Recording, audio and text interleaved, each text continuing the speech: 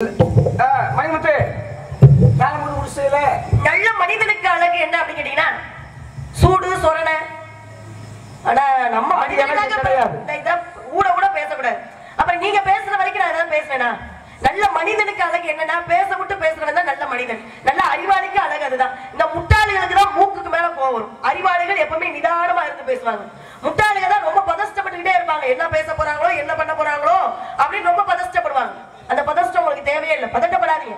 பதறிய காரியம் சிதறும். ஆத்திரக்காரனுக்கு புத்தி மட்டும். அதனால நீங்க கொஞ்சம் பொறுமையா இருங்க. சரியா? பொறுமையா இருமா, கோவப்படாம. ஆத்திரக்காரனுக்கு புத்தி மட்டும். நீங்க பேசுங்க, இல்லன்னா என்னை பேச விடுங்க. இல்ல பாக்குற மக்கள் நீங்களா சொல்லுங்க. ஏன்னா குறைந்த நேரம் நமக்கு கொடுத்திருக்காங்க. மக்களுக்கு என்ன அமைதியா நிக்கிறேன்னு அவங்ககிட்ட சொல்லிட்டேன் நானு. உண்டா இல்லையா? சொன்னீங்க கூட கூட ஓரமா நிக்கிறேன். இன்னைக்கு என்ன பேசினாலும் தெரியும், என்ன எவ்வளவு கேவலமா பேசினாலும் தெரியும். அதுக்கப்புறம் நான் பதில் கொடுக்கிறேன். அது வரைக்கும் அமைதியா நான் நிக்கிறேன்.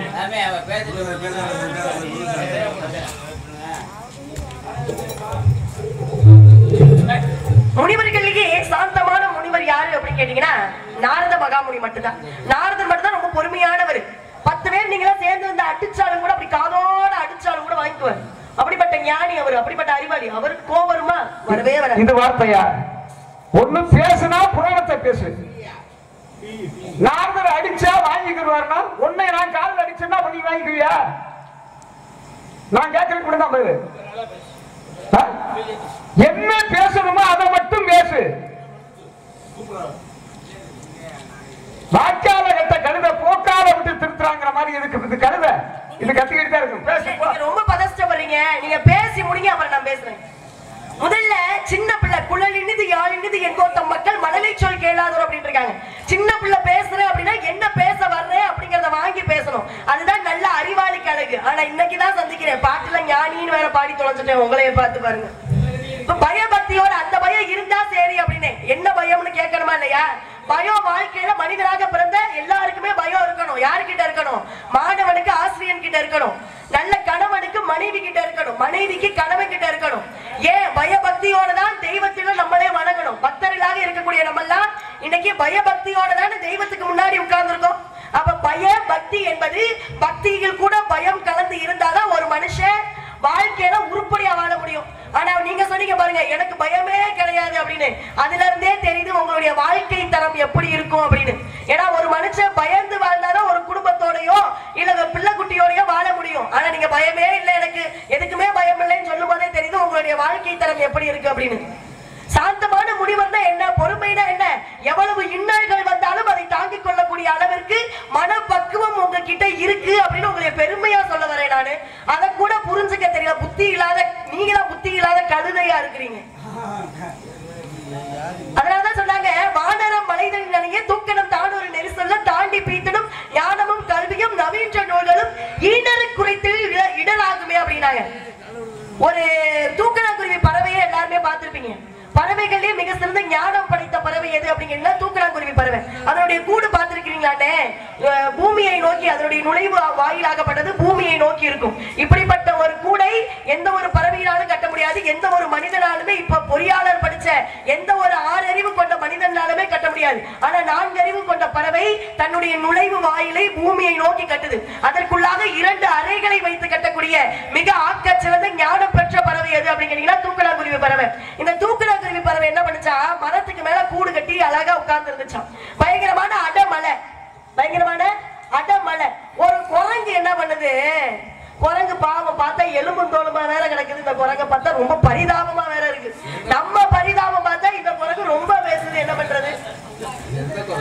ஒரு அடி அடிச்சா அப்படியே சுருண்டு விழுந்துருந்த குரங்கு. கதையில அந்த கவியில பாருங்க, ரொம்ப எலும்பும் தோலுமா ஒரு குரங்கு என்ன பண்ணுது? இந்த அடமலையில வந்து நினைச்சுக்கிட்டே வந்து இந்த தூக்கணாங்குருவி இருக்கக்கூடிய கூடிற்கு கீழே வந்து உட்காருது.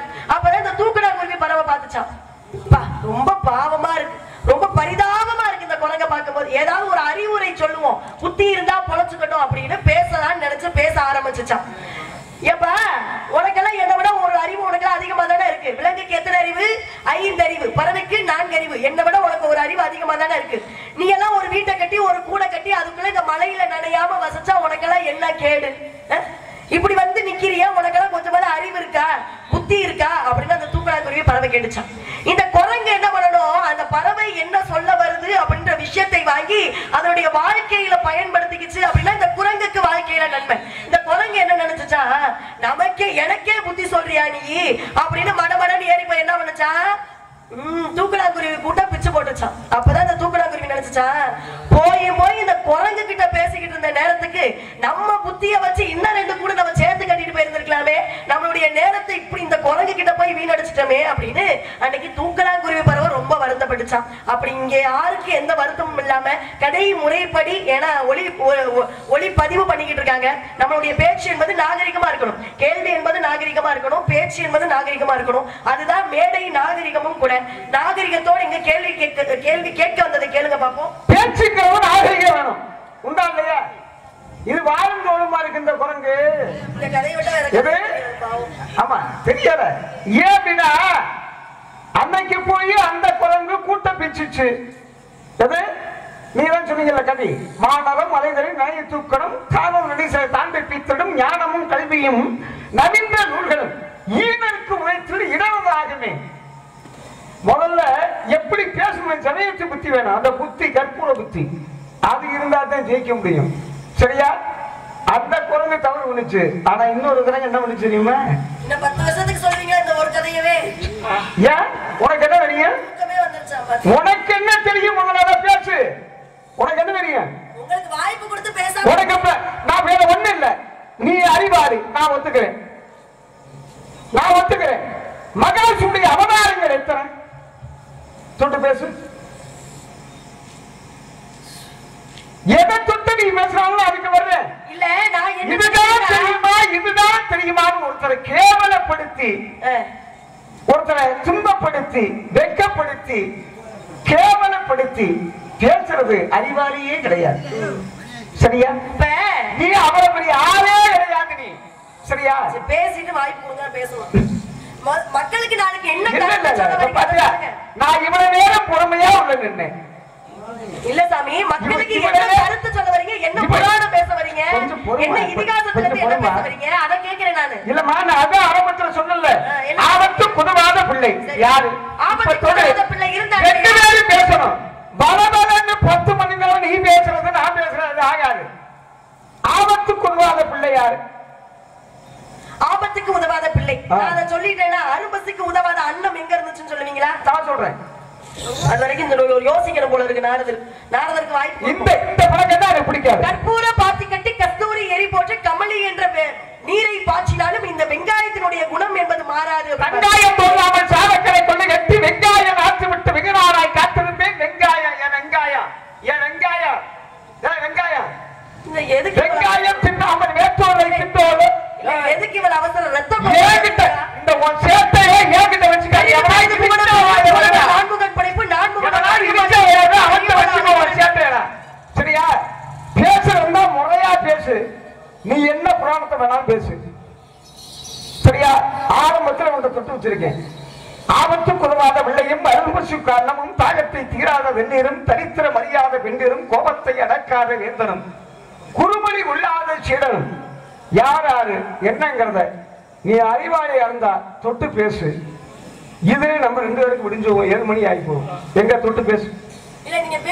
உனக்கு நான் வாய்ப்பு கொடுக்கிறேன். இன்னமும் உனக்கு வாய்ப்பு கொடுக்கிறேன். ஐயா நான் உண்மைதானே? இன்னமும் உனக்கு வாய்ப்பு கொடுக்கிறேன். ஆபத்து குதவாத பிள்ளை யாரு? பிள்ளை யாரு இல்ல, பிள்ளை யாரு? அரும் பசுக்குள்ள அன்னம் யாரு? நான் கூட அதை சொல்றேன், நீ கேட்டுட்ட. தாகத்தீராத தண்ணீர் எங்க வந்தது? எங்க? தொட்டு பேசு. என்கிட்ட வந்து அந்த சேட்டை ஒருத்தரை கேவலப்படுத்தி பேசுறதுனாலதான் நம்ம நல்லா இருப்போம்ன்றது அது தவறான விஷயம். அதுக்குதான் ஆரம்பத்தில் சொன்னேன், கற்றது கைமண்டளவு கல்லாதது உலகம். எல்லாம் இந்த உலகத்தில் தெரிஞ்ச யாருமே கிடையாது. ஒரு சின்ன விஷயம் போதும், இந்த வள்ளி சரியில்லைப்பான்னு சொல்ற அளவுக்கு நான் வச்சுட்டு போயிருக்கேன். சரியா? சிரிச்சுக்க வெக்கம் இல்லாம சிரிக்க. அதான் உனக்கு முடிச்சு. நான் கேட்கறதுக்கு மட்டும் பதில். அவங்க ஒரு கேட்டு முடிச்சிட்டீங்களா? என்னதான் பேசுறீங்க? உடனே விசிறி ஊதின உடனே நீ என்ன, உனக்கு என்ன? பார்த்த உடனே ஐயா இவர் அப்படித்தான், அவர் அப்படித்தான் குறை சொல்லியே வாழ்ற புலவர்களும் உண்டு. தமிழை பேசி பேர் வாங்கும் புலவர்களும் உண்டு. நீங்கள் எந்த வகை? நான் கேட்டதுக்கு மட்டும் பதில். ஆபத்து குதவாத பிள்ளை, அரும் வசிக்காத அன்னம், தகத்தை தீராத தண்ணீர், சரித்திரம் அறியாத பெண்ணீர், கோபத்தை இழக்காத வேந்தன், குறுமொழி கொள்ளாத சீடன். இது எங்க நடந்தது? எப்படி நடந்தது? தொட்டு பேசுங்க. பேசிட்டீங்கன்னா நீங்க அறிவாய். அதானையா உண்மை. அது வரைக்கும் நான் பொறுமையா இருக்கேன். நாரதரை நினைக்கும் போது எனக்கு ரொம்ப சிரிப்பா வருது. சின்ன பிள்ளை நானு, காட்டுக்குள்ள வசிக்கிற பிள்ளை, மலைக்கு கூட பள்ளிக்கூடம் ஒதுங்காத பிள்ளை நானு. வெறும் 12 வயது தான் ஆகுது எனக்கு. எந்த ஒரு படிப்பறிவுமே எனக்கு கிடையாது. கதை முறைப்படி எந்த ஒரு படிப்பறிவுமே இல்லாத பிள்ளைகிட்ட ஒரு ஞானம் பெற்ற ஞானஸ்த ராமாயணம் என்ற இதிகாசமே உருவாவதற்கு காரணம் யாரு அப்படின்னு கேட்டீங்கன்னா தாங்கள் தான். 18 புராணங்களையும் இருக்கக்கூடியவர் நீங்க தான். அது மட்டுமா? அனிமா, மகிமா, கரிமா, இல்லைமா, பிராத்தி, பிராக்காமி, நீச்சதம், வசித்துவம் என்று சொல்லப்படக்கூடிய அஷ்டமா சித்துக்களும் கற்று தேர்ந்தவர் யாரு அப்படின்னு கேட்டீங்கன்னா நீங்க தான். உங்களுக்கு நிறைய புகழ் இருக்கு. ஆனா ஏன் கூட இப்படி போட்டி போடணும்னு நீங்க நினைக்கிறீங்க பாருங்க. அதுல இருந்தே தெரியுது நான் எவ்வளவு பெரிய ஆளா நீங்க நினைக்கிறீங்க அப்படின்ற விஷயத்த. அப்பயே எனக்கு தெரியுது நீங்க எவ்வளவு பயப்படுறீங்க அப்படின்ற விஷயம் உங்க கண்ணுல தெரியுது. ஏன் அப்படின்னா இந்த கேள்விக்கு பதில் சொல்லு, இந்த கேள்விக்கு பதில் சொல்லு நீங்க நிக்கிறப்பயே உங்களுக்கு எதுவும் தெரியாதுன்ற விஷயம் எனக்கு நல்லா தெரியுது. இப்படித்தான் ஒரு நிமிஷம் போதுமா? வள்ளி வந்து எப்படியா அப்படின்னு ஒரு நிமிஷம் போதும். நீங்க ஒண்ணு நினைச்சுக்கங்க, இறைவன் கொடுப்பதை யாருனாலும் தடுக்க முடியாது, இறைவன் தடுப்பதை யாருனாலும் கொடுக்கவே முடியாது அப்படின்ற ஒரு விஷயம் இருக்கு. கடிதம் என்ற அளவுல நம்ம யாருக்கு எல்லாருக்குமே போட்டுக்கிட்டு இருக்கோம். கடிதமாகப்பட்டது பெற்ற தாய்க்கு போறோம், தந்தைக்கு போறோம், குடும்பத்தில் இருக்கக்கூடிய எல்லாருக்குமே கடிதம் என்பது எழுதுறோம். ஆனா சிவபெருமானே வந்து ஒருத்தருக்கு கடிதம் எழுதினார். எப்படி தெரியுங்களா? அவர்கிட்ட எல்லா செல்வமுமே இருந்தது. யாருக்கிட்ட? சேரமான் நாயனார் என்று சொல்லப்படக்கூடிய 63 நாயன்மார்களே முதன்மையானவராக இருக்கக்கூடிய சேரமான் நாயனார் கிட்ட எல்லா செல்வமுமே இருந்தது. பாண்டிய நாட்டினுடைய மன்னராக இருந்தார். மதுரையை ஆட்சி புரிந்த மன்னர் சேரமான் நாயனார் என்று சொல்லப்படக்கூடிய மன்னர். அவர்கிட்ட இல்லாத செல்வமா? எல்லா செல்வமே இருந்தது. இப்ப நீங்க சொன்னீங்க பாருங்க, ஒரு நிமிஷத்துல நான் நினைச்சான்னு. அது என்னைக்குமே நடக்கவும் நடக்காது, அதற்கு வாய்ப்பு இல்லைங்கிறத நீங்க நல்லா மனசுல வச்சுக்கணும். அப்ப என்ன நடந்தது? பாலபத்திரர் என்று சொல்லப்படக்கூடிய ஒரு சிவன் பக்தர், சிவன் அடியார், பயங்கரமான ஒரு புலமையில இருக்கார். அவர் புலவர், ஆனா வறுமையில வந்து, ஏன்னா புலவர்களோடு சேர்ந்தே இருப்பது என்ன அப்படின்னு கேட்டீங்கன்னா வறுமை மட்டும் புலவர்களோட சேர்ந்தே இருக்கும். சரியான சிவபக்தர், தீவிர சிவபக்தர், அவர் வறுமையில தவிச்சுக்கிட்டு இருக்காரு. அப்பதான் பாலபத்திரர் என்று சொல்லப்படக்கூடியவர் சிவபெருமானை நோக்கி தவம் இருக்கிறார். அப்பா, நான் அனுதினமும் ஒன்னதானே நினைச்சிட்டு இருக்கேன். என்னுடைய வாழ்க்கையில உன்னை தவிர வேற என்ன எனக்கு எதுவுமே கிடையாது. நான் எந்த ஒரு கவி எழுதினாலுமே உன்னை பற்றி மட்டும்தானே நான் எழுதி கொண்டிருக்கேன். எனக்கே இவ்வளவு வறுமையை கொடுக்கிறேன், எனக்கே இவ்வளவு கஷ்டத்தை கொடுக்கிறேன், என் வாழ்க்கையிலேயே இவ்வளவு கஷ்டம். உன்னை நினைக்காதவர்கள் நல்லா இருக்கும் போது உன்னையே அணுகணும்னு நினைச்சிட்டு இருக்கேன், நான் ஏன் இவ்வளவு கஷ்டப்படணும் அப்படின்னு சிவபெருமானை நோக்கி பாலபத்திரர் என்று சொல்லப்படக்கூடிய ஒரு புலவராகப்பட்டவர் உட்கார்ந்து தவத்துல இருந்தாரா. சிவபெருமானே நேர்ல காட்சி கொடுத்து பாருங்களேன், இறை அருள் இருக்கணும். அதுக்குதான் இறை பக்தி, உண்மை, உயர்வு, நேர்மை, இந்த மூன்றுமே ஒரு மனிதனுக்கு அத்தியாவசியமாக தேவைப்படக்கூடியது. அப்ப சிவபெருமானை நோக்கி தவம் இருக்கும்போது சிவபெருமானே நேர்ல வந்து ஒரு கடிதத்தை கொடுக்கிறார். இன்னைக்கெல்லாம் நம்ம மனிதர்களுக்கு கடிதம் எழுதுறோம். அன்னைக்கே பாலபத்திரர் என்று சொல்லப்படக்கூடிய புலவருக்கு சிவபெருமானே வந்து கடிதம் எழுதியிருக்கிறார். இது வரலாறு, உண்மையாக நடந்த சம்பவம். அந்த கடிதம் கூட இன்னும் பாண்டிச்சேரியில தமிழ் சங்கமம் என்று சொல்லப்படக்கூடிய அரங்கத்துல இன்னைக்கும் சிவபெருமான் எழுதிய கடிதமாகப்பட்டது இன்னைக்கும் வரலாறு சாட்சியாக வச்சிருக்காங்க. அப்ப பாலபத்திரருக்கு தவம் கொடுத்து அவர் காட்சி கொடுத்து அந்த கடிதத்தை கொடுத்து அனுப்புறார். யாருக்கிட்ட? சேரமான் நாயனார் கிட்ட கொடுத்து அனுப்புறார். அங்க சேரமான் நாயனார் பாருங்களேன், பயங்கர, அவரும் தீவிர பக்தர், தீவிர சிவபக்தர். சிவபக்தர் யாரை பார்த்தாலுமே காலில் விழுந்து வணங்கிடுவார். நீங்க திருநீர் பூசிட்டு போனாலே போதும், காலில் விழுந்து வணங்குவார். அப்படிப்பட்டவர் ஒரு சலவை தொழிலாளி தன்னுடைய உடல் முழுவதும் அழுக்கோட அந்த தெருவில் நடந்து வந்தாராம். சேரமான் நாயனார் பார்த்தது காலில் விழுந்து கும்பிட்டாராம். ஐயா, நீங்க எவ்வளவு பெரிய ஆளு, ஏன் காலில் விழுந்து நீங்க கும்பிடலாமா அப்படின்னு அந்த சலவை தொழிலாளி கேட்டதுக்கு, உன் உடல் முழுவதும் திருநீர் இல்லமா பூசியிருக்க, என்னுடைய சிவனுடைய அடையாளத்தையில நீ பூசியிருக்க, உன்னை வணங்காம நான் யாரை வணங்குறது? சிவனுடைய அடையாளமாக நீ என்னுடைய கண்ணுக்கு தெரியும் போது நான் யாரை வணங்குவது அப்படின்னு கேட்டாராம். அப்பதான் சலவை தொழிலாளி சொன்னாராம், ஐயா, இது திருநீர் இல்ல, என்னுடைய உடல் சலவை செய்து அந்த சோப்பினுடைய நுரையாகப்பட்டது அழுக்குதான் என்னுடைய உடம்புல இருக்கு, நீங்க இதை போய் திருநீர் நினைச்சிட்டீங்களே. அப்பா, உன் உடம்புல எவ்வளவு அழுக்காக இருந்தாலும் என்னுடைய கண்களுக்கு திருநீராக தெரியுது அப்படின்னு ஒரு சலவை தொழிலாளருடைய காலில் விழுந்து அன்னைக்கு சேரமான் நாயனார் ஆகப்பட்டவர் கும்பிட்டாராம். அப்பதான் பாலபத்திரர் ஆகப்பட்டவர் புலவர் ஆகப்பட்டவர் சேரமான் நாயனை சந்திப்பதற்காக அந்த கடிதத்தை கொண்டு வர பாக்குறார். கடிதத்தை படிச்சு பாக்குறார். நம்ம சாதாரண சிவபக்தனை கண்ணுல பார்த்தாலே காலில் விழுந்துருவோம். இன்னைக்கு சிவபெருமானிடம் இருந்தே கடிதம் வந்திருக்குது. உனக்கு என்னப்பா வேணும்? ரொம்ப வறுமையில இருக்கேன்றது தெரியுது, உன் பேச்சிலே நல்லா தெரியுது. உனக்கு ரத்த கொதிப்பு அதிகமா இருக்கும் போல இருக்கு. உன் பேச்சுல இருந்து உன் நடவடிக்கையில இருந்து எல்லாம் நல்லா தெரியுது. நீ என்ன தரத்துல இருக்க, நீ என்ன நிலைமையில இருக்கேன்னு சிவபெருமான் கொடுத்து அனுப்பியிருக்க கடிதத்துல நான் நல்லா புரிஞ்சுக்க முடியுது. அதனால உனக்கு என்ன தேவைன்னு என்கிட்ட கேட்டு நீ வாங்கிட்டு போ அப்படின்னு கேட்கும் போது, ஐயா நான் ரொம்ப வறுமையில இருக்கேன், உங்களால என்ன முடியுமோ அதை கொடுங்கன்னு கேட்டானா. யாரு? பாலபத்திரர் என்று சொல்லப்படக்கூடிய புலவர். அப்பதான் சேரமான் நாயனார் பார்த்தாராம். என்னுடைய நாயனாரே, என்னுடைய சிவபெருமானே வந்து சொன்னதுக்கு அப்புறம் இந்த ஆட்சி எதுக்கு எனக்கு, இந்த இந்த இந்த மாளிகை எதுக்கு எனக்கு, இந்த பொண்ணு பொருள் எனக்கு எதுக்கு, நீயே எல்லாத்தையும் அள்ளிட்டு போ அப்படின்னு சொன்னதுக்கு அப்புறம் அந்த பாலபத்திரர் ஆகப்பட்டவர் எல்லா பொண்ணும் பொருளையும் அள்ளிட்டு போனாராம். அவர் பாண்டிய நாட்டை தாண்டுவதற்குள்ளாகவே, நல்லா கவனிங்க, அவர் பாண்டிய நாட்டை தாண்டுவதற்குள்ளாகவே சேரமான் நாயனார் கொடுத்தார் பாருங்க செல்வம், அதை விட இரட்டிப்பாக சேரமான் நாயனாரிடம் வந்து சேர்ந்ததாம். அப்ப யாருடைய செல்வத்தையோ யாருடைய புகழையோ யாருடைய தரத்தையோ யாரும் தாழ்த்தவும் முடியாது, யாரும் உயர்த்தவும் முடியாது. தங்கத்தை உரசி பார்க்கணும், தரத்தை பேசிதான் பார்க்கணும். நான் பேசி முடிக்கல. நீங்க கேட்ட கேள்வி என்னையும் பேச முடியும். நீங்க நான் சொன்னதுல இருந்து மக்களுக்கு 63 நாயன்மார்கள் ஒரு நாயனாரை பத்தி சொல்லியிருக்கேன். நீங்க இதுவரை பேசுறீங்களே, ஏதாவது ஒரு சின்ன கருத்து சொல்லியிருக்கேன் சொல்றேன். அப்ப என்ன பேச முடியாதான் சொல்ல முடியும். ஒரு 2 நிமிடம் மட்டும் இருங்க. பொறுமை பொறுமை பொறுமை பொறுமை. நீங்க அறிவாளி, நீங்க ஞானம் பெற்றவர், நீங்க படிக்காத புத்தகமே கிடையாது, நீங்க அவ்வளவு பெரிய அறிவாளி. ஒரு 2 நிமிடம் மட்டும் கொடுங்க. நீங்க கேட்ட கேள்விக்கு நான் பதில் சொல்லிடுறேன். ஆபத்துக்கு உதவாத பிள்ளை அனுமதிக்கு உதவாத அண்ணன் எங்க இருக்கு நான் சொல்லிடுறேன்.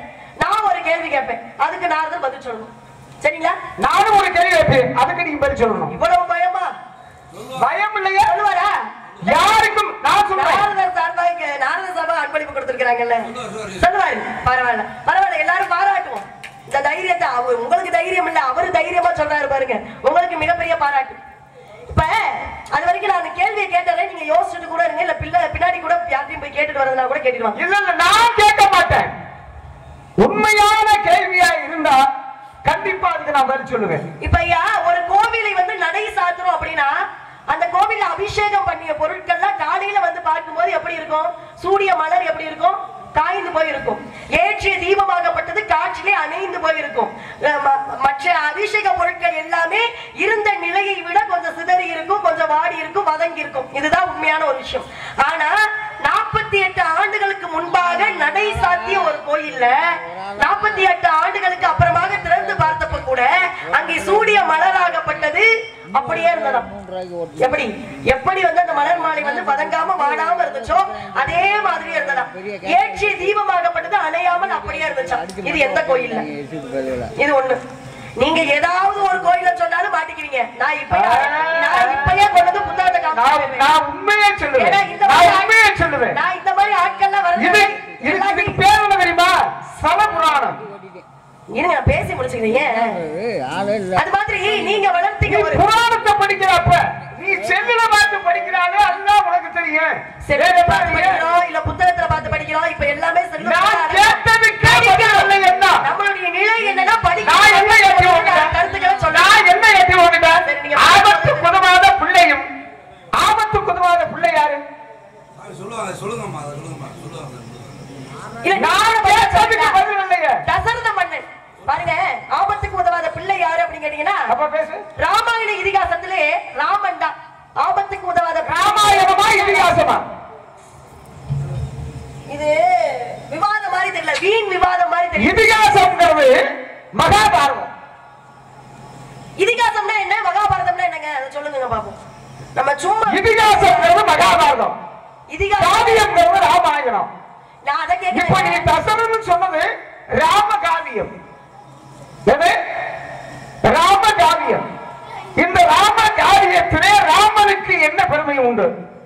ஏன் ஆபத்துக்கு உதவாத பிள்ளை? எதிராளி என்ன பேசுறாங்கன்றது நல்லா பேசணும். இல்லையா உங்க பேச்சுல தெரியுமா? இதிகாசம்னா என்ன, புராணம்னா என்னன்னு நான் கேட்கிறேன். நான் ராமாயண காவியம். இதிகாசம் என்பது மகாபாரதம், காவியம் என்பது ராமகாவியம். கேட்கிறேன். இதிகாசம் என்பது 2 இருக்கு, புராணம் என்பது 18 புராணங்கள் இருக்கு. நான் அடிப்படையை கேட்கல. புராணம்னா என்ன, இதிகாசம்னா என்னன்னு கேட்கிறேன். நான் அடிப்படையை தான் கேட்கிறேன். ஒரு மரத்துல மாங்காய் காய்க்கணும்னா அடிப்படை என்ன பார்க்கணும்? ஆணி வேர் தானே முக்கியம். அதானே முக்கியம். அதானே முக்கியம். ஆணி வேர் இல்லாம பேசுற ராமனாகப்பட்டவன் என்ன பண்றாரு அப்படின்னு கேட்டீங்கன்னா, ஏன்னா நான் வந்த வேலையை பார்த்துட்டு போயிடணும். என்னுடைய வேலை நான் வாங்குற வருமானத்துக்கு மக்களுக்கு நான் நல்ல கருத்தை புராணத்துல இருந்து இதிகாசத்துல இருந்து நான் அவங்களுக்கு சொல்லிட்டு போகணும். அதுதான் என்னுடைய வேலை. உங்கள்கிட்ட சண்டை போடுவது என்னுடைய வேலை கிடையாது. அதனால உங்களோட சண்டை போட்டாலும் அதுல இருந்து எந்த ஒரு நல்ல கருத்துமே போய் சேராதுங்கிறதா உண்மையான ஒரு விஷயம். நாய்கிட்ட சண்டை போடுறதை விட நாய்க்கு வழிபடுவதுதான் சிறந்தது. இப்ப ராமனாகப்பட்டவர் என்ன பண்றாரு அப்படின்னா, விஸ்வாமித்திரராகப்பட்டவர் ராவணனை அழிப்பதற்கு ராமனாலதான் முடியும் அப்படின்னு அன்னைக்கு தசரத மன்னனை பார்த்து ராமனை தன்னுடைய கூடையே கூட்டிட்டு போயிறாரு. அப்ப தசரத மன்னன் என்ன பண்றாரு, தசரத மன்னனுக்கு 3 மனைவிகள். பாருங்க, 63,000 மனைவிகள் இருக்காங்க. ஆனா பேச்சு வழக்குல 3 மனைவிகள் தசரத மன்னனுக்கு. இப்ப இங்க என்ன நடக்குது அப்படின்னு பாத்தீங்கன்னா, காட்டுக்கு ராமனை கூட்டிட்டு போயிடுறாங்க. 63 இல்ல 60,000 மனைவிகள். என் சொல்றது கூட புரியுதானா? உண்மையே பேசுமா? ஏமா அங்க ஒளிப்பதிவு பண்ணிட்டு இருக்காங்க. அதான் உண்மை. நான் அதனாலதான் பேசிட்டு எப்படி பேசுவாங்கன்றது அவங்களுக்கு தெரியும். நான் உங்களுக்கு நிரூபிக்கணும் அவசியம் 60,000. சரி, அவசியம் இல்லையில. சரி, என்ன வேணாலும் பேசுங்க. நான் ஏன் இவ்வளவு திக்குறீங்களே, என்ன காரணம்? இல்ல, நான் கோவப்படலமா. நீங்க பேசுங்க. இல்ல, நீங்க பேசுங்க. நான் சொன்ன கதை பொய். நீங்க சொல்லுங்க. நான் சொல்றேன். ஆபத்து குணமான பிள்ளை ஏன் அப்படி வந்துச்சு அப்படின்னா, தசரத வேட்டைக்கு போறான். வேட்டைக்கு போகும்போது வனத்துக்கு போகும் பொழுது ஒரு பிரச்சனையை பானை அடிப்பதற்காக அதை நிற்கிறான் மிருகங்கள் வரும் அப்படின்னு சொல்லி அந்த இடத்துல சுரோசனன் அப்படின்ற ஒரு சிறுவன் வருகின்றான். கண்ணு தெரியாத தன்னுடைய தாயின் தூக்கிக்கிட்டு வர்றான். எது தான் உடம்புல சுமந்துக்கிட்டு. அப்பா எங்களுக்கு தாகமா இருக்குடா அப்படின்னு சொன்ன உடனே அந்த தாகத்தை தீர்ப்பதற்காக அந்த பிள்ளை என்ன பண்றான், நேர போய் குளத்துல தண்ணிய மூக்குறான். அப்படி முங்கும் போது தசரதை மறந்திருக்கான். ஆக மாண்டா வந்துச்சு அப்படின்னு அந்த பிள்ளையினுடைய சிறு பிள்ளையினுடைய மாடுக்குள்ள போட்டுறான் பானத்தை. அந்த பானத்தை போட்ட உடனே அம்மாங்கிறாம முதல்ல சுகத்திற்கு வரக்கூடியவன் தந்தை. ஏன் அப்படின்னு கேட்டீங்கன்னா, ஒரு சின்ன விளக்கம் நான் சொல்றேன். நல்லா விழுகிறவன் நல்லது போய் படுத்தானா என்ன சொல்றான் முதல் வார்த்தை அப்படின்னா, அப்பாடா அப்படிமா. சுகத்திற்கு தேடக்கூடியது தந்தை. ஒரு முள்ளு குத்திருச்சுன்னா அம்மா அப்பா. இது சுமைக்கு தேடக்கூடியது தாயை. அது போல அம்மாங்கிறான் அந்த பையன்.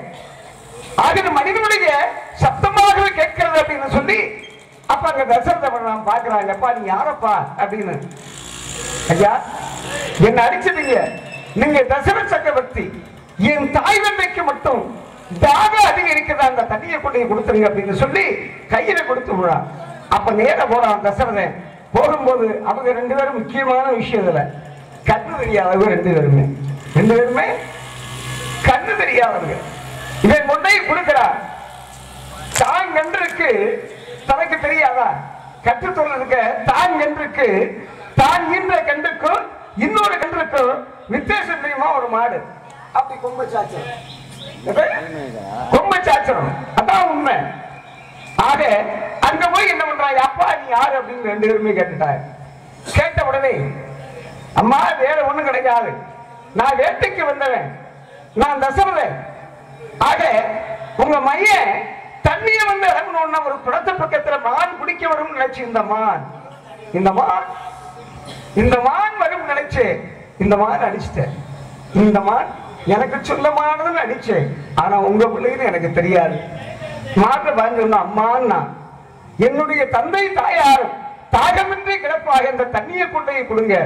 அதுக்குத்தான் சொல்லுவான் பழமொழி, தாயை கழிச்சாலும் தண்ணியை கழிக்காதரா அப்படின்னு.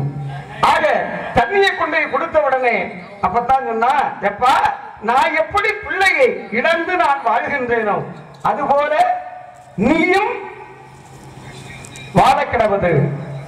அதனாலதான் ராமனை இழந்து வனவாசம் போக வைத்து தாம் பிள்ளை இழந்து தசரத சக்கரவர்த்தி சென்றான் ராமாயணத்திலே. ஆபத்து குதுவாத பிள்ளை, அறம் வசி குதுவாத அன்னம். எங்க இதுக்கு பதில் சொல்லுங்க. நீங்க சொன்ன கதையே முதல்ல தவறு. யாரெல்லாம் முதல்ல ராமாயணம் படிச்சிருக்கீங்க? அது தசரத மன்னன் கிடையாது. அங்கே சாபமும் வரமானது, வரமும் சாபமான கதை வந்து பாண்டு மன்னனுக்கு.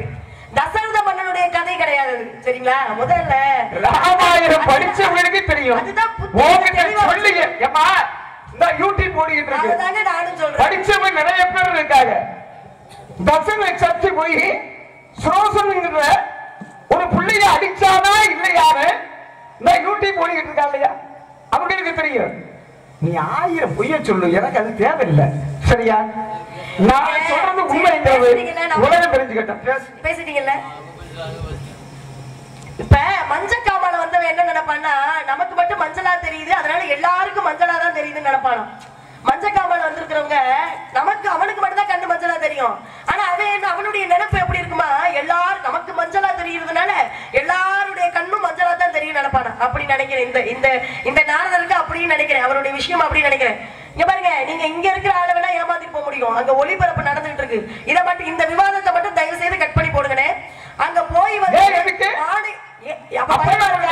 பயமா இருக்கா? சொன்னதே தவறு. நீ காமாலக்காரனுக்கு கண்ணெல்லாம் மஞ்சள் அப்படின்னா, மஞ்ச காமால வந்தவனுக்கு கண்ணெல்லாம் மஞ்சள். கொஞ்சம் பொறுங்க, கொஞ்சம் பொறுங்க. சொல்றது தவறா இருக்க கூடாது. பேசுற கூட போய் பேசு. நீங்க பேசுங்க. இல்ல கதை முறைப்படி நீங்க என்ன கேட்க வரீங்களோ கேளுங்க. நான் ராஜபாட்டு கிட்ட பேசிக்கிறேன். தர்க்கத்தை நான் அவர்கிட்ட வச்சுக்கிறேன். இல்ல வந்திருக்க அவராவது நல்லா படிச்சுட்டு வந்திருக்கிறாரா அப்படின்னு அவர்கிட்ட நான் பேசி தெரிஞ்சுக்கிறேன். ஏன்னா ஒரு பாடை சோற்றுக்கு ஒரு சோறு பதம் அப்படின்னு சொல்லி வச்சிருக்காங்க. என்னுடைய பேச்சு எப்படி, என்னுடைய தரம் எப்படி, நான் எவ்வளவு படிச்சிருக்கேன் அப்படின்ற விஷயத்த என் பேச்சுல இருந்தே நீங்க தெரிஞ்சிருப்பீங்க. அதனால அங்க வந்து ஆபத்துக்கு உதவாத பிள்ளை இருந்தது. ராமன் தான் தசரதனுக்கு உதவி செய்யல. கைகேயி ஆசைப்பட்டா. அண்ணன் தம்பி 2 பேர் இருந்தா அண்ணனுக்கு தானே முதல் மரியாதை கொடுக்கணும். பட்டம் சூட்டு விழா யாருக்கு நடத்தணும்? அப்பாவுக்கு அடுத்து அண்ணனுக்கு தான் முதல் மரியாதை. ஆனா அண்ணனுக்கு கொடுக்க கூடாது, நான் பெற்ற பிள்ளைக்கு கொடுக்கணும் அப்படின்னு அன்னைக்கு பரதை நாட்டு ஆளணும் அப்படின்னு அன்னைக்கு தசரத மன்னனை ராமனை காட்டுக்கு அனுப்புனா கைகேயி. அங்கே மூத்த மகனாகப்பட்ட ராமன் வந்து காட்டுக்கு போன போது தசரத மன்னனுக்கு உடல்நிலை சரியில்லாம போயிருது. ஆனா ராமன் வந்து உதவியே செய்ய முடியல. தனக்கு உயிருக்கு உயிராக இருந்த தகப்பன் தசரத மன்னன் இறக்கும் தருவாயில அன்னைக்கு ராமபிராவனாகப்பட்டவர் பக்கத்திலே இருக்க முடியல. அப்ப ஆபத்துக்கு உதவாத பிள்ளை யாரு? ராமன். ராமாயணத்துல அனுபசிக்கு உதவாத அன்னம். அன்னைக்கு திரௌபதி கிட்ட ஒரு அட்சய பாத்திரம் வந்தது. உங்களை மாதிரிதான் ஒரு முனிவர் போனார், துர்வாச முனிவர் என்று சொல்லப்படக்கூடிய. ஏன்னா ரத்தின சுருக்கமா சுருக்கி முடிச்சேன். ஏன்னா நல்லா படித்தவங்களுக்கு நீண்ட நேரம் தேவையே கிடையாது. அதனால துர்வாச முனிவர் வந்து போறார் யாரை சந்திப்பதற்காக. அவங்களே காட்டுல வசிக்கிறாங்க. சூதாட்டம் முடிந்ததற்கு அப்புறமாக பஞ்ச பாண்டவர்கள் காட்டுல போய் வசிக்கிறாங்க. இந்த துரியோதனனுக்கு பாருங்களேன், முழுவதுமே உடல் முழுவதும் விஷம், ஒண்ணுமே தெரியாது இவனுக்கு. ஆனா இவன் ஆட்டம் இருக்குது பாருங்க, என்னைக்குதான் அடங்க போகுதோ அதுதான் தெரியல எனக்கு.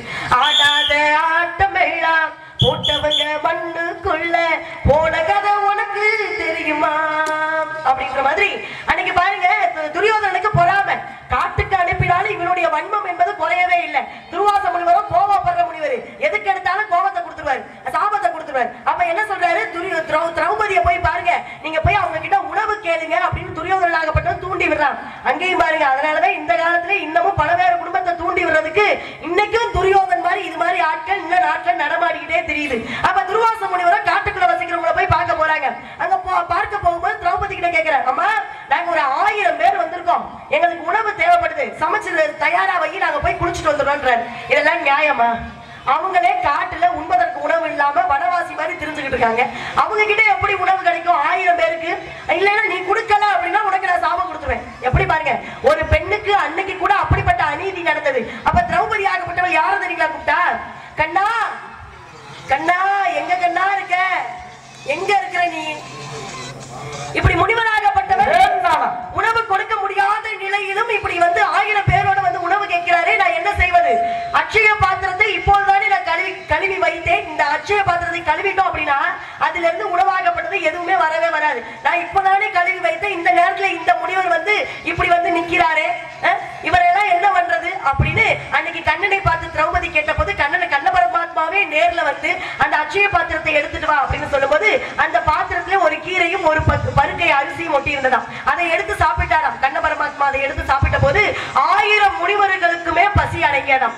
ஆபத்துக்கு உதவாத பிள்ளை, அருமசிக்கு உதவாத, தாவத்தை தீராத தீர்த்தம். தாகத்தை தீராத தீர்த்தம் மகாபாரதத்துல, ஏன்னா தீர்த்தங்கள்ல 7 வகையான தீர்த்தம் இருக்கு. அந்த தீர்த்தத்திலே 7 வகையான தீர்த்தத்திலே ஒரு தீர்த்தத்தை பீமனாகப்பட்டவன் உயிர் போகின்ற நிலைமையிலும் அந்த தீர்த்தத்தை குடித்த போது கூட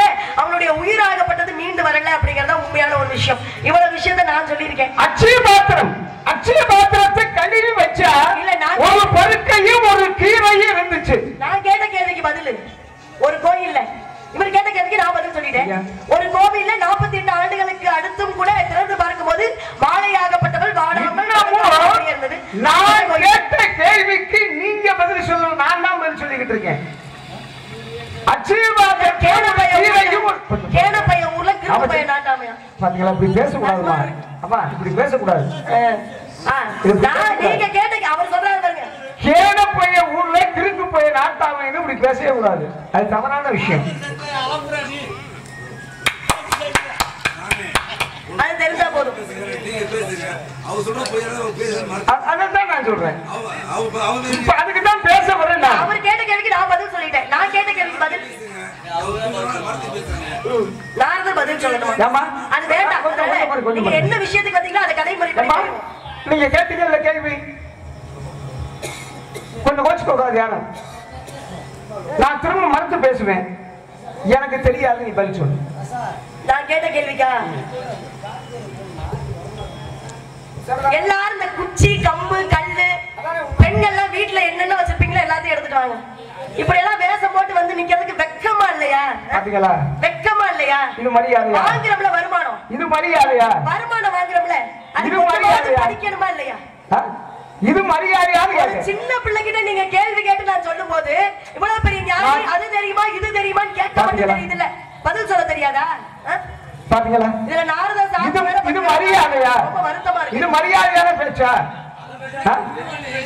எந்த ஆலயத்துல அப்படி பாத்தீங்கன்னா ரோசல்ஸ்பெர்க் என்று சொல்லப்படக்கூடிய ஒரு மன்னன் வந்து மதுரை மண்ணை வந்து ஆட்சி புரிந்துட்டு இருக்கக்கூடிய அவருடைய பெயர் என்ன அப்படின்னு கேட்டீங்கன்னா ரோசல்பெர்க் அப்படின்னு சொல்லக்கூடிய ஒரு ஆங்கிலத்தவர் வந்து மதுரை மண்ணை வந்து ஆட்சி புரிஞ்சிட்டு இருந்தார். அப்ப பாருங்களேன், மதுரை மீனாட்சி அம்மனுடைய ஆலயத்தை வந்து அவர் வந்து இந்த ஆலயம் தேவையில்லை அப்படின்னு பூட்டி வைக்கிறார். அன்றைக்கு நடந்த அபிஷேகம் அப்படியே இருந்தது. 48 ஆண்டுகளுக்கு அப்புறமாக என்ன நடந்தது அப்படின்னு கேட்டீங்கன்னா, அவருக்கு வயதாயிருக்கக்கூடிய நிலைமையில அவங்களுடைய அவர் தங்கி இருந்த மாளிகை ஆகப்பட்டது தீப்பற்றி எரியக்கூடிய ஒரு சூழல் ஏற்படுது. அப்ப ஒரு சின்ன பிள்ளை என்னை மாதிரி மீனாட்சி அம்மனுடைய உருவம் கொண்டு சின்ன குழந்தை ஒரு பச்சை நிற ஆடையை அணிந்து கொண்டு அவர்களுடைய கதவை வந்து தட்டுச்சான். இது உண்மை வரலாறு. இன்றைக்கும் மதுரை மீனாட்சி அம்மனுடைய கோவில்ல கல்வெட்டுகள்ல பொறிச்சிருக்கிறாங்க. வந்தது வெள்ளக்காரன், சரியா? வந்தது வெள்ளக்காரன் மீனாட்சி அம்மன். நீ சொன்னது உண்மை. இருங்க நான் சொல்லி நான் எதுக்காக பேசாம தெரியாது அப்படின்னா, செருப்போட வந்தா மீனாட்சி அம்மன் கோயிலுக்கு இல்ல, செருப்போட வந்தா. ஆக குல தெய்வத்துக்கு இந்துக்களுடைய முறை தெரியாம வந்தா வெள்ளக்காரன். வெள்ளக்காரன் வந்ததுனால அவனுக்கு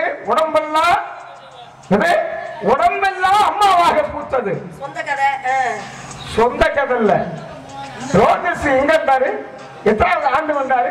ஏமா முதல்ல மீனாட்சிங்கிறது என்ன பேரு? முதல்ல மீனாட்சி ஏன் பேர் வந்துச்சு? தடாகை பிராட்டி என்று சொல்லப்படக்கூடியவங்களுக்கு மீனாட்சி என்று பெயர் வைத்தது அகத்திய முனிவராகப்பட்டவர்.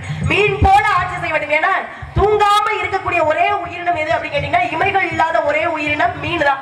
இந்த மீனை போல நீ தூங்காமல் இந்த நாட்டை இந்த மண்ணில் இருக்கக்கூடிய மக்களை நீ காக்க வேண்டும் என்ற காரணத்திற்காக மீன் போல் ஆட்சி செய்ய வேண்டும் என்ற காரணத்தினால் மீனாட்சி என்று பெயர் வைத்தார். தடாகை பிராட்டியாருக்கு எத்தனை கொங்கை? 3 கொங்கைகள். மீனாட்சியுடைய கோவில்ல இருக்கக்கூடிய சிலை எங்க இருந்து எடுத்துட்டு வந்தாங்க தெரியுங்களா? மக்களுக்கு இப்படி தெரியாத கருத்துக்களை சொல்லணுங்க. அவங்களுடைய உழைப்பை போட்டு வரி பணத்தை போட்டு இந்த நாடகத்தை வைக்கிறாங்க அப்படின்னா அவங்களுடைய வாழ்க்கைக்கு பயன்படுற மாதிரி ஏதாவது ஒரு நல்ல கருத்தை சொல்லணும். மீனாட்சி அம்மன் கோயில் இருக்கக்கூடிய சிலையாகப்பட்டது எங்க எடுத்துட்டு வந்தாங்க அப்படின்னு கேட்டீங்கன்னா, நாகரத்ன பள்ளம் என்று சொல்லப்படக்கூடிய இடத்துல ஒரு பள்ளத்தை தோண்டும் போது கிடைத்த ஒரு தங்கத்தினால் செய்யப்பட்டதுதான் எது அப்படின்னு கேட்டீங்கன்னா மீனாட்சி அம்மனுடைய சிலையாகப்பட்டது. அவங்களுடைய தாலிக்கு தங்கம் எங்க அப்படின்னு கேட்டீங்கன்னா, பொன்பேத்தி என்று சொல்லப்படக்கூடிய இடத்துல பொன்னை பேர்த்து எடுத்துட்டு வந்து தங்கத்தை செய்தார்கள். தங்கத்தை செய்த இடம் எது அப்படின்னு கேட்டீங்கன்னா திருமங்கலம் என்று சொல்லப்படக்கூடிய இடம். இன்னைக்கு மதுரையில அது மருவி திருமங்கலம் என்று ஆயிடுச்சு. அப்ப அந்த பாராட்டவள வேணாம், சொல்றத மட்டும் கேளுங்க. வாய்ப்பு கொடுத்தா போது படிச்சுட்டு வந்தா சொல்றதுக்கு வாய்ப்பு கொடுத்தா மட்டும் போது இப்படி நின்னாலே அதுவே சந்தோஷம், மகிழ்ச்சி. அப்ப இந்த ரோஸ்பெர்க் என்று சொல்லப்படக்கூடிய இரவு நேரத்தில் தூங்கிக்கிட்டு இருக்கக்கூடிய வேளையில ஒரு சின்ன பிள்ளை குழந்தையாகப்பட்டது வந்து கதவை தட்டினாங்க. அப்பதான் எந்திரிச்சு வந்து யார் இந்த பொண்ணு, எங்க இருந்து இந்த குழந்தை ஓடி வந்துச்சு அப்படின்னா அந்த ரோஸ்பெர்க் ஆகப்பட்டவர் பின்னாடியே பின்தொடர்ந்து போனார். இதே மாதிரி இருட்டு நேரம் இரவு நேரம் இதே மாதிரி ஒரு துளி கூட எந்த ஒரு இடத்திலுமே வெளிச்சம் கிடையாது. இந்த பெண்ணு எப்படி நம்மளுடைய மாளிகைக்குள்ள வந்தா, எப்படி நம்ம அறைக்குள்ள வந்து தட்டலாம் அப்படின்ற எந்த ஒரு விஷயமே தெரியாது அவருக்கு. அந்த பெண்ணை பின்தொடர்ந்து மாளிகைக்கு வெளியே வந்த போது அவருடைய மாளிகை ஆகப்பட்டது தீப்பற்றி எரிந்ததாம். பாருங்களேன், எனக்கு சொல்லும் போதே புல்லரிக்குது. தீப்பற்றி எரிந்ததாம். மீனாட்சி அம்மன் அப்படிங்கறது எப்படி அவர் தெரிஞ்சுக்கிட்டாரு? எந்த அடையாளத்துல தெரியாம நான் சொல்றேன், நீ சொல்ற உண்மை, நான் சொல்ற பொய்யா? அதனாலதான் தெரியாதுன்னு சொல்றேன் நானு. எம்மாவை வெள்ளக்காரன். அப்ப மீனாட்சி தமிழ்நாடுடைய பண்பு தெரியாம வந்தவன். அப்ப அப்படிலாம் சொல்லாதீங்க. மதுரை மாநகருக்காக அவர் நிறைய தொண்டு செஞ்சிருக்கிறார். பேசலாம். ஏன் தெரியுமா? அறிவாளிக்கு முட்டாளுக்கு உண்மையா இப்ப நான் என்ன சொன்னேன்? இப்ப மீனாட்சி நீ ஒத்துக்கிட்டீங்க. மதுரை மீனாட்சி அம்மன் வந்து அந்த குழந்தை உருவத்துல வந்த பெண்ணாகப்பட்டவளை எங்கேயும் தேடி பாக்குறாங்க, எங்கேயுமே காணல. அப்பதான் இவர் நினைத்து பார்த்தாராம், இப்போ அந்த உருவத்திலே வந்தது. அந்த உருவத்தை பார்த்த போது அடுத்த நாளே போய் கதவை திறந்தாராம். எங்க மதுரை மீனாட்சி அம்மனுடைய கோவிலை திறக்கும் போது அன்று சூடிய அதே மாலை ஏற்றிய தீபமாகப்பட்டது அப்போதும் எரிந்து கொண்டே இருந்ததாம். அப்பதான் நம்மை காப்பாற்றியது, நம் உயிரை காப்பாற்றியது சிறுவர் வடிவில் வந்த மீனாட்சி அம்மன் என்று தெரிந்து கொண்டாராம். அப்ப அந்த பச்சிலன் கால் இருக்கு பாருங்க, செருப்பு போடாம காலணி போடாம நடந்து வந்திருக்கும் போது அந்த மீனாட்சி அம்மனுக்கு கால் பாதம் எவ்வளவு ஒரு மென்மையா ரோஜா இதழ் போன்று இருந்த பாதம் வந்து வாடி இருக்குமே. இந்த பாதத்துக்கு நம்ம மதிப்பளிக்கணும் என்ற வகையில மீனாட்சி அம்மனுக்கே செருப்பு செஞ்சு கொடுத்தாராம், காலணி செஞ்சு கொடுத்தாராம் தங்கத்தினால். அந்த தங்கத்துக்கு பின்னாடி, அந்த தங்க செருப்புக்கு பின்னாடி இன்றைக்கும் அவருடைய பெயராகப்பட்டது இன்னைக்கு பதிச்சிருக்கு. சித்திரை திருவிழாவின் போது ஊர்வலம் வரும்போது அந்த செருப்பு அணிஞ்சுக்கிட்டு தான் மதுரை மீனாட்சி அம்மன் ஊர்வலமே வந்து மக்களுக்கு காட்சி கொடுக்கிறாங்க. தங்கத்தினாலே தாமரை எடுத்து கொடுத்தவள் அவை கிழவி. மீனாட்சி அம்மனுக்கு தங்கத்தினாலே தாமரை எடுத்து கொடுத்தவள் யார் அப்படின்னா திருவள்ளுவர். எத்தனையோ குரல் எழுதுறாரு வள்ளுவர். 1.25 அடி. என்னடி? 1.25 அடி. இந்த 1.25 அடியை புலவர்கள்லாம் ஏற்றுக்கொள்ளாம முடித்தார். நாங்க ஏற்றுக்கொள்ள முடியாதியா? இதை அரங்கேற்றம் பண்ண முடியாது மதுரை என்பதில் அப்படின்னு சொன்ன உடனே அவை கிழவி தூக்கி எறிஞ்சா. அவை கிழவி தூக்கி எறிஞ்சா மதுரை என்பது கிளை. அப்ப 7 மூணா உள்ள அமுங்கி போகுது. உள்ள அமுங்கி போகும்போது 7 மேலே வந்தால் திருவள்ளுவனுடைய இந்த 1.25 அடியை ஏத்துக்குங்க. இல்லையா? இதை ஏத்துக்க வேண்டாம், திருக்குறளை ஏத்துக்க வேண்டாம் அப்படின்னு சொன்ன உடனே அப்பதான் மீனாட்சி அம்மன் என்ன பண்ணா, தங்கை பொய்கை தாமரையிலே அந்த ஏட்டை கொண்டு வந்தால் மேலே. இன்னைக்கு மீனாட்சி அம்மன் கோயில்ல தங்க தாமரை ஆக பொற்றாமரை குளம். அந்த குளத்துல மீன்கள் வளரவே வளராது அப்படிங்கிறது உண்மையான. மீன்கள் வளரவே வளராது. இப்ப ஐயா உங்ககிட்ட ஒரு சின்ன கேள்வி. இப்ப மண்ணு எந்த நிறத்துலங்கயா இருக்கும்? சரி, அவர் என்ன சொல்ல வரா? சரி ஒரு முகமே வாடி போச்சு. எனக்கே வருத்தமா இருந்துச்சு. அடே அப்பா, நீ அப்படியே பேசி சமாளிச்சிருவேன். காலையில வருமான மணிமுத்து ஐயா அவர்களே யாரு வந்தது அப்படின்னா ஆங்கிலேயர் வந்தா மீனாட்சி அம்மனை மதிக்காதனாலே அன்னைக்கு நடந்தது அது. அதனாலதான் நான் தெரியலன்னு சொன்னேன். அதனாலதான் நீயே சொல்லு, புராணத்தை பேசு. ஆபத்துக்கு உதவாத பிள்ளைன்னு கேட்டேன், அதை பேசு. அதை நான் சொல்லிட்டேன், அதுக்கு நான் பதில் சொல்லிட்டேன். அரும் பசிக்குள்ளாத அன்னம். நீங்க மண்ணாகப்பட்டது என்ன நிறத்துல இருக்கும்? கரிசல் நிறம், செம்மண்ணு, இப்படி எல்லாம். நீ யார சொன்ன? பொதுவாக மண்ணு அப்படிங்கிறது பழுப்பு நிறத்துல இருக்கும். ஆனா இன்றளவுக்கும் ஒரு ஊர்ல பச்சை நிறத்துல மண் இருக்கு, மஞ்சள் நிறத்துல. ஒரே பகுதியில பச்சை, மஞ்சள், வெள்ளை, சிவப்பு, இந்த 4 நிறத்திலே வெள்ளியங்கிரிமா, வெள்ளியங்கிரி மலை. சரியா? இதுக்கு மேல எவ்வளவு பதில் தேவை? வேணும்னா போய் பார்த்துட்டு வா. போன ஆள் எனக்கு தெரியும். குங்கும மலை, விபூதி மலை, மஞ்சள் மலை, சந்தன மலை, 4 உண்டு வெள்ளியங்கிரி கோயில். இதுக்கு மேல உனக்கு என்ன வேணும்? ஐயா முதல்ல நான் என்ன பேச வர்றேன் பொறுத்து இருந்து கேட்டுட்டு அப்புறம். நீங்க ஒரு பெண் பிள்ளைய வளர்த்தீங்கல்ல, ஞாபகம் இருக்கா? நீங்க ஒரு பெண் பிள்ளைய வளர்த்தீங்க. ஆனா இவரெல்லாம் பார்த்தா சரி இருக்கட்டும், ராஜபாட்டு வரும்போது பேசிக்கோ. நீங்க கதை முறைப்படி வந்த விஷயத்த பாருங்க. ஏமா இவன் நேரம் கேட்டீங்க, நான் எல்லாமே தெரியாதுன்னு.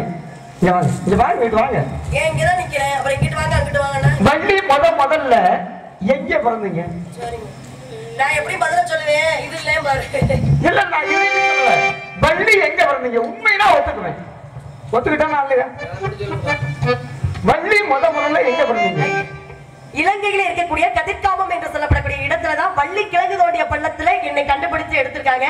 இன்னைக்கும் இலங்கை கதிர்காமத்துல வள்ளி பிறந்த மாதிரியே இன்னும் கோவில் அங்க இருக்கிறது. வேற கதிர்காமமா? அப்ப இந்த இடத்துக்கு பேர் நீங்க நிக்கிற இடத்துக்கு இது தொண்டை நிலம். என்ன இடம்? வேள்வி மலைச்சாரல். வேள்வி மலைச்சாரல். சரி. எதுக்கா உங்க அப்பா இங்க காவலுக்கு அனுப்புனாரு? முருகப்பெருமான் இருக்கு. முருகப்பெருமான் இருக்கு. வாழ்க்கையில ஒரு பெண் பிள்ளை கிடைச்சதுன்னா திணை வைத்து காட்டுக்கு காவலுக்கு அனுப்பி வேண்டியிருந்தாரு. சரி. அப்ப வேள்விமலை சார்லே வள்ளி நிலம் அதானே உண்மை? வள்ளி நிலம். ஆமா, இதுக்கு பேரே வள்ளி நிலம். மேலதான் வேள்விமலை சாரல். வச்சுக்கலாம். வள்ளி நிலம் வள்ளி நிலம். எதையுமே ஒத்துக்க மாட்டேங்கிற. சொல்லுங்க என்ன கேட்க? சரி இருக்கட்டும். நீ எங்கதான் பிறந்த? சரி இருக்க. நீங்க வந்த விஷயம் என்ன? எங்க பிறந்த அதையா சொல்லு. அதையாவது சொல்லணும். அதையா நான் பேசுறதா புரியுங்கிற. நீ எங்க பிறந்த அதையாவது சொல்லு. நீங்க என்னதான் கவனத்துல நிக்கிறீங்கன்னு எனக்கு தெரியல. யாருக்கிட்ட பிறந்த? நானாவது பெண்ணுக்கும் ஆணிற்கும் மாடிற்கும் பிறந்தேன். நீங்க ஆம்பளைக்கு இல்ல பிறந்திருக்கிறீங்க. நீங்க ஆம்பளைக்கு பிறந்த அதுதான் பொதுவா ஆம்பளைக்கு பிறந்த ஆளுக்கு எப்படி தாய்மையை பத்தி தெரியும்? பெண்களை மகத்துவம் எப்படி தெரியும்? இலங்கையில கதிர்காமம் பேசி பலன் இல்ல. சரியா? பேசி பலன் இல்ல. ஆமா உண்மை. நீங்க வந்த விஷயம் எனக்கு எதுவுமே தெரியாது. மாப்பிள்ளை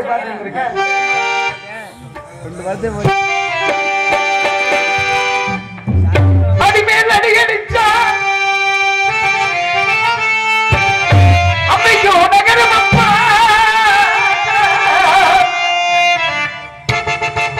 அடியாக பிள்ளை ஒன்று படியாமல் போனது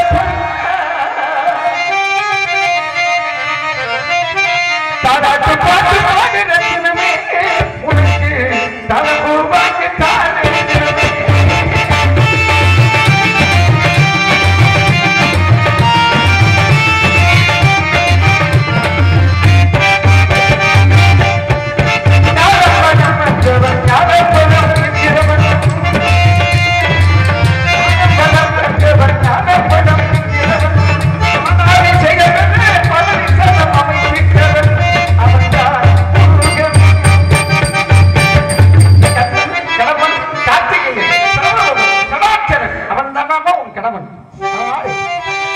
ஏற்றுக்கொண்டு அல்ல மகனும்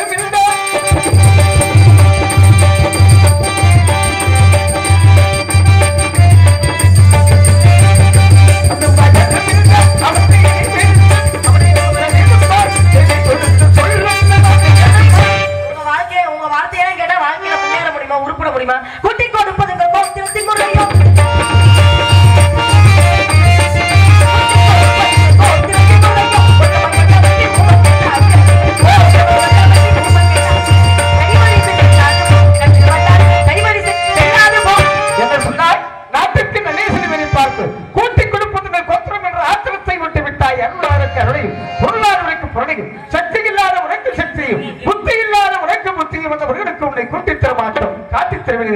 நாளைக்கு சூரிய சிரமத்திற்குள் அந்த முருகனுக்கு வணக்கம்.